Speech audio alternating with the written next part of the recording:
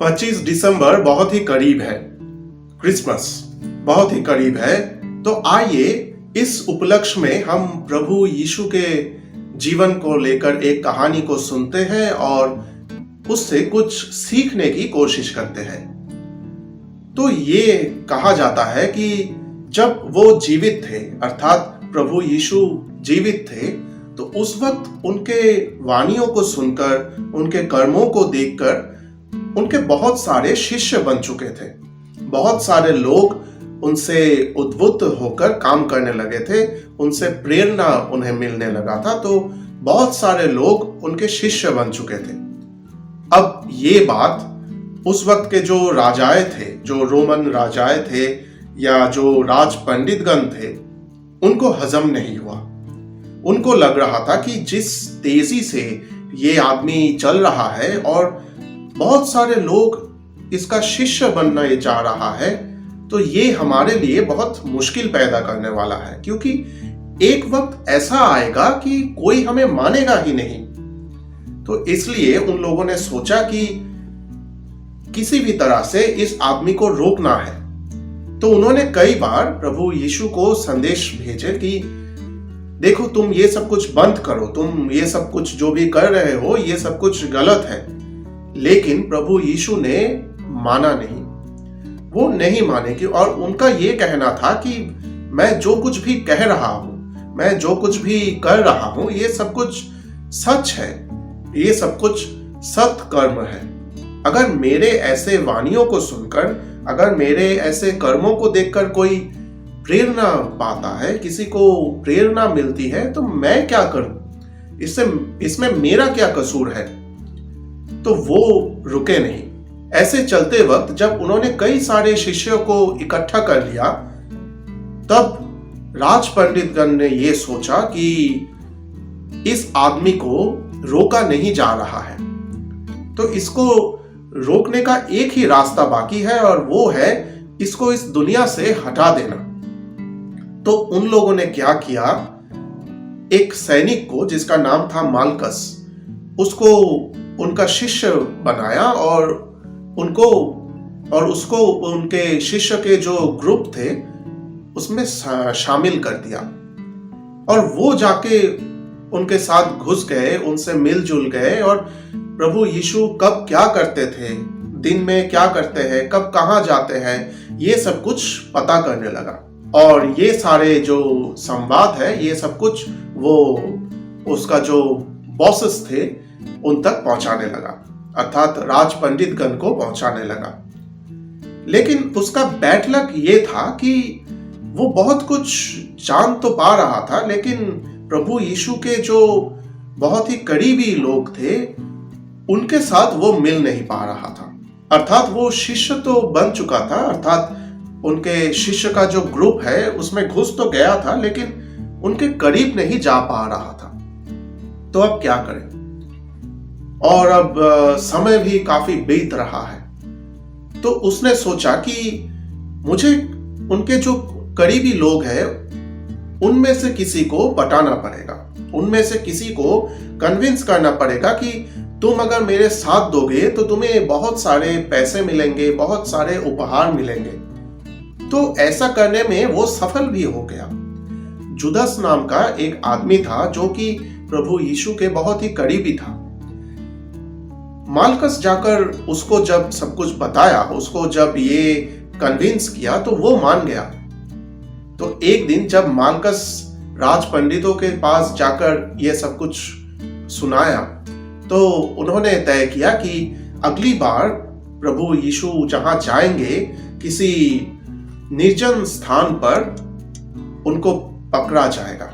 तो उन लोगों ने मालकस को कहा कि तुम इसकी संवाद हमें देते रहो और जुदस को कहो कि जब सैनिकगण वहां पहुंचेंगे तो कोई ही एक पंथा वो ढूंढ ले जिससे वो यीशु को हम तक पहुंचा देगा। तो एक दिन जब प्रभु यीशु कहीं गए और अपने करीबी लोगों के साथ बैठकर वो कुछ कह रहे थे, तो राज सैनिकगण वहां पहुंचे और उनके साथ मालकस भी था। तो लोग चौंक गए मालकस को देखकर कि ये तो हमारा ही बंदा है, तो सैनिकगण के साथ और एक सैनिक के वेश में ये क्या कर रहा है? तो उन लोगों को समझ में आ गया कि ये हमसे छल कर रहा था। अब सैनिकगण आकर उन सबको जब पकड़ लिया तो जुदस जो था उसने जाकर प्रभु यीशु को चुंबन किया, अर्थात उनके गालों में उसने चूमा। और ये एक सिग्नल था कि जुदस ने मालकस को कहा था कि जब तुम देखोगे मैं किसी को चूम रहा हूं तो समझ लेना कि वही यीशु है, तुम लोग जाकर उसको पकड़ लेना। तो ऐसा करने के बाद जुदस वहां से भाग गया। जब जुदस को पकड़ने के लिए प्रभु यीशु के वो करीबी जो लोग थे, जो शिष्य थे, वो पकड़ने के लिए जा रहे थे, तो जो सैनिकगण थे उन्होंने उन शिष्यों को रोक लिया और यीशु को पकड़ लिया। अब जो लोग थे, जो शिष्य लोग थे, वो प्रभु यीशु से अनुमति मांग रहे थे कि प्रभु आप बस हमें अनुमति दीजिए, हम हमारे साथ जो तलवार है, हमारे साथ जो चाकुए हैं, वो सब निकालकर इन सैनिकों से लड़ेंगे। लेकिन प्रभु यीशु ने इसका अनुमति कभी नहीं दिया, वो बस उनको चुप रहने के लिए कह रहे थे। तो एक आदमी, एक शिष्य जिसका नाम था पीटर, वो अपने आप को रोक नहीं पाया। उसने अपना चाकू निकाला और सीधा वो भाग कर गया मालकस की ओर, क्योंकि वो मालकस को वध करना चाह रहा था। मालकस के ऊपर बहुत क्रोध आ रहा था उसे कि इसने ऐसा धोखा दिया हमें। तो वो थोड़ा सा सफल भी हो गया, अर्थात अपना जो चाकू था वो उसने मालकस के ऊपर चलाया, लेकिन मालकस पूरी तरह से मरा नहीं। मालकस का एक कान काटकर नीचे गिर गया। तो ये दृश्य देखकर प्रभु यीशु बहुत ही व्यथित हुए। उन्होंने पीटर से कहा, पीटर, मैंने तो इसकी अनुमति नहीं दी थी तुम्हें, तुमने ये कार्य क्यों किया?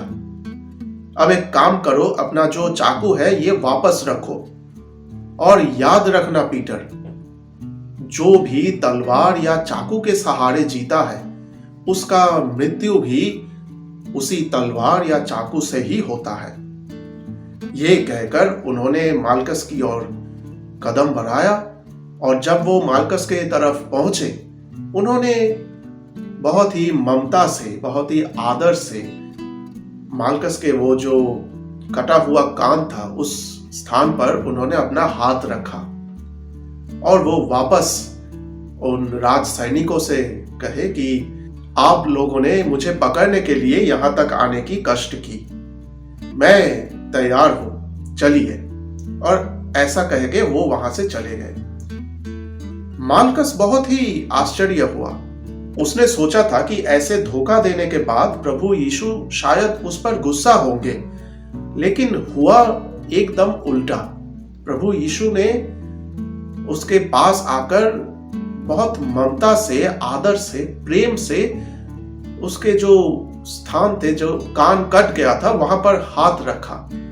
तो वो बहुत ही आश्चर्य हो गया, और भी आश्चर्य हुआ क्योंकि उसने देखा कि धीरे धीरे उसका जो कटा हुआ कान था वो वापस ठीक होने लगा था, अर्थात एक नया कान वहां से उग रहा था।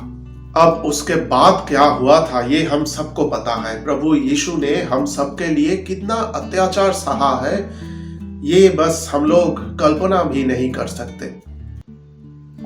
लेकिन जो चीज प्रभु यीशु ने हमें सिखाने की कोशिश की थी, जो उन्होंने पीटर को बताया था, वो उन्होंने कहा था कि जो लोग तलवार या चाकू के सहारे जीते हैं उनके मौत भी वैसे ही होता है।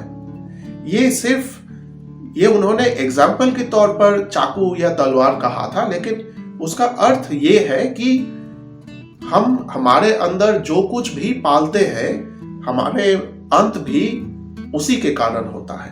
अर्थात अगर हम हमारे अंदर क्रोध को पाल रहे हैं, अगर हम हमारे अंदर ईर्ष्या को पाल रहे हैं, अगर हमारे अंदर कुछ बुरा पाल रहे हैं, तो उस सब से ही हमारा अंत होता है। ये कहा जाता है कि अगर कुछ भी अधिक हो जाए तो वो हमारे लिए विष बन जाता है। इसलिए अधिक कुछ भी अच्छा नहीं होता है। अधिक प्रेम भी अच्छा नहीं होता है। अधिक उम्मीद करना भी अच्छा नहीं होता है, क्योंकि जब उम्मीद टूटता है तो हमारा एक प्रकार से अंत ही हो जाता है। अंत मतलब सिर्फ हमारे इस शरीर का अंत नहीं, अंत होता है हमारे आशाओं का, अंत होता है हमारे भरोसे का, अंत होता है हमारे प्रेम का, अंत होता है हमारे जितने भी सारे स्वप्न हैं, हमारे जितने भी सारे सपने हैं उनका, अंत होता है समय का। जो लोग बहुत सोते हैं, जो लोग बहुत सोना पसंद करते हैं, अधिक सोना ही उनके लिए काल हो जाता है। जो लोग बहुत भोजन करते हैं, जो लोग बहुत खाना पसंद करते हैं, अधिक भोजन ही उनके लिए काल हो जाता है। जो लोग अधिक कामुक होते हैं, बहुत काम में अपने आप को व्यस्त रखते हैं, अधिक काम ही उनके लिए काल बनकर वापस आ जाता है। इसीलिए अपने अंदर झांकिए और देखिए कि हमारे अंदर क्या पाल रहे हैं। अगर आपको ऐसा लगा कभी कि कुछ हमारे अंदर चल रहा है जो भविष्य में हमारे लिए कोई मुसीबत ला सकता है, तो उसको निकाल फेंकिए। मैं इसलिए हमेशा कहता हूं, दिन में थोड़ा सा वक्त अपने अंदर झांकिए, थोड़ा सा समय अपने आप को दीजिए और देखिए कि क्या चल रहा है हमारे अंदर। कहीं हमारे अंदर ऐसा कुछ तो नहीं चल रहा जिससे हमारी मृत्यु हो सके।